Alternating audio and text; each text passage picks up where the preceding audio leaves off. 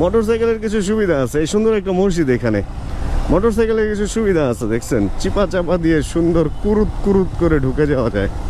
জানি না কি কারণে আজকে রাস্তাঘাট মোটামুটি ফাঁকা, সামনে এইখানে একটু জটলা দেখা যেতেছে, কিন্তু রোডঘাট ফাঁকা। বাট আজকে কোনো ছুটির দিন না, আজকে নর্মাল একটা অফিস ডে, উইকডে, কিন্তু এরকম মনে হইতেছে যে আজকে কোনো হরতাল বা অবরোধ। এই সমস্ত জায়গায় বাসের ভিড়ে ঢুকাই যায় না বলতে গেলে।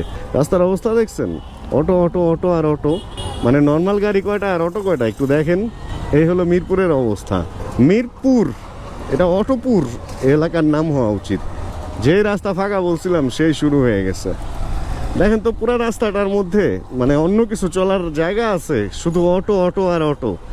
এত অটো হইলে অনেকদিন অটো নিয়ে কথা বলি না ভাই, ইদানিং হাসি আসে। বাংলাদেশের আসলে বর্তমান আইন শৃঙ্খলার অবস্থা এটা কোন দিকে যাইতেছে, রাস্তা অটোর দখলে। ভাল লাগে না এগুলা, একদম সত্যি কথা ভাল লাগে না।